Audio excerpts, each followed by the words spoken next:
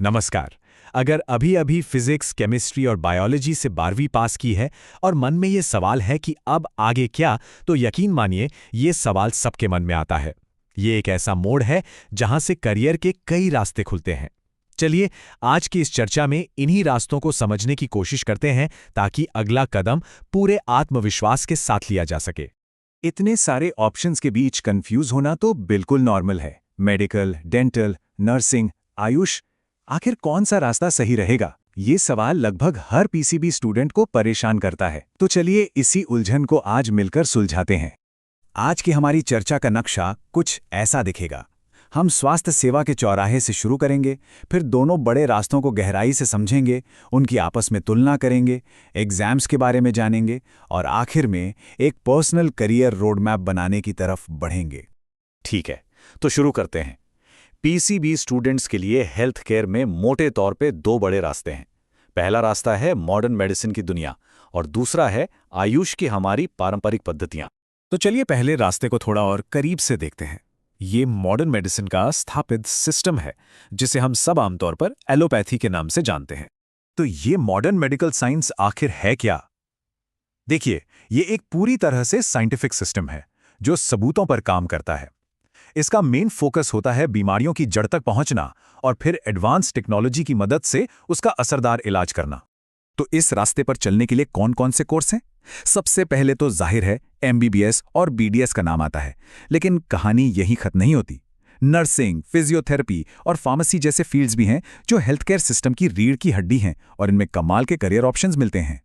और देखिए, ये सिर्फ एक डिग्री की बात नहीं है, ये तो एक पूरा सफर है।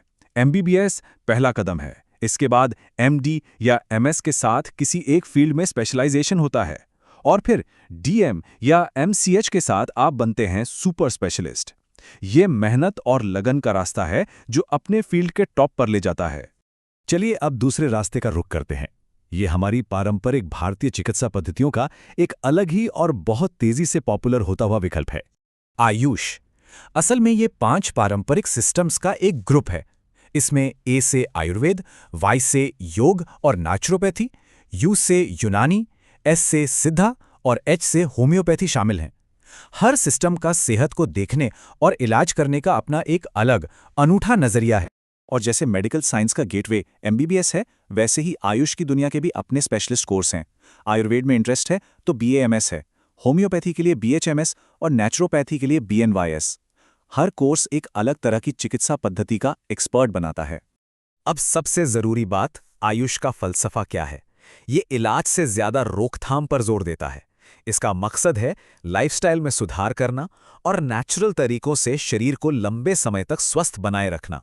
तो अब जब हमने दोनों रास्तों को अलग अलग समझ लिया है, तो चलिए एक सीधी टक्कर कराते हैं।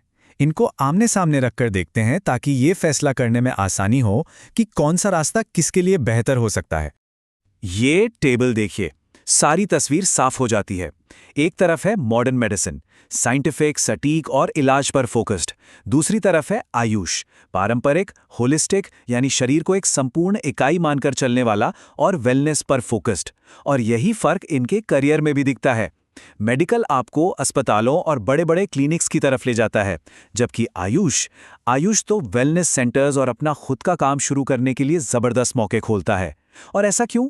क्योंकि दुनिया भर में वेलनेस और नेचुरल हीलिंग में लोगों की दिलचस्पी तेजी से बढ़ रही है। ये एक लाइन पूरी तुलना का निचोड़ है। एक रास्ता एस्टैब्लिश्ड क्लिनिकल करियर्स की तरफ ले जाता है और दूसरा वेलनेस और एंटरप्रेन्योरशिप की उभरती हुई दुनिया की तरफ। अच्छा, कोर्स चुनने के बाद जो अगला कदम है वो है एंट्रेंस एग्जाम्स की भूल भुलैया को समझना, और ये अक्सर स्टूडेंट्स के लिए एक बहुत बड़ी चुनौती होती है। पता है, भारत में 44 से भी ज्यादा मेडिकल और उससे जुड़े एंट्रेंस एग्जाम होते हैं। ये नंबर ही अपने आप में कंफ्यूज करने के लिए काफी हैं, लेकिन घबराने की कोई बात नहीं है। अच्छी खबर ये है कि इस कॉम्प्लेक्सिटी को अब बहुत सिंपल कर दिया गया है। एमबीबीएस, बीडीएस से लेकर आयुष के बीएएमएस और बीएचएमएस तक ज्यादातर अंडर ग्रेजुएट कोर्सेज में एडमिशन का मेन रास्ता अब एक ही एग्जाम है, नीट यूजी। ये एक अंदाजा है कि एग्जाम्स कब कब होते हैं। इससे तैयारी की प्लानिंग में बहुत मदद मिल सकती है। इसने ध्यान देने वाली बात यह है कि मई का महीना सबसे इंपॉर्टेंट है, क्योंकि तभी नीट यूजी का एग्जाम होता है। तो इन तारीखों के हिसाब से अपने साल की प्लानिंग करना बहुत ज़रूरी हो जाता है। चलिए अब आगे बढ़ते हैं और देखते हैं कि इन सारी जानकारियों को एक साथ मिलाकर एक एक्शन प्लान कैसे बनाया जाए। ये सेक्शन फैसला लेने से लेकर उस पे काम करने तक का रास्ता दिखाएगा। एक कामयाब करियर का रोड मैप इन 5 सिंपल स्टेप से बनता है।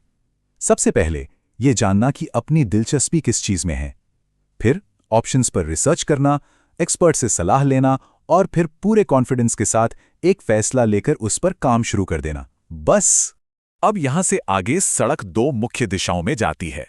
एक है नौकरी का रास्ता। इसमें स्टेबिलिटी है, एक फिक्स्ड इनकम है और बहुत अच्छा एक्सपीरियंस मिलता है। और दूसरा है एंटरप्रेन्योरशिप का रास्ता। हाँ, यहां रिस्क थोड़ा ज्यादा है, पर सोचिए जरा, यहां इनोवेशन है, आजादी है और ग्रोथ की कोई लिमिट ही नहीं है। तो ये तय करना होगा कि अपना मिजाज किस रास्ते से मिलता है। और ये एक बहुत ही कमाल की स्ट्रैटेजी है। सीधे बिजनेस में कूदने से बेहतर है कुछ साल नौकरी करके एक्सपीरियंस लिया जाए। इससे सफलता के चांसेस बहुत बढ़ जाते हैं। ये रिस्क कम करने का एक बहुत स्मार्ट तरीका है। तो अब चुनाव आपका है। क्या मॉडर्न मेडिसिन के स्थापित और सम्मानजनक रास्ते पर चलना है या फिर आयुष और वेलनेस के नए और बढ़ते हुए फील्ड में अपनी जगह बनानी है? एक स्थिर नौकरी की सिक्योरिटी चाहिए या एंटरप्रेन्योरशिप का चैलेंज लेना है? जानकारी अब आपके सामने है। सवाल यह है कि अपने भविष्य की कहानी कैसे लिखनी है।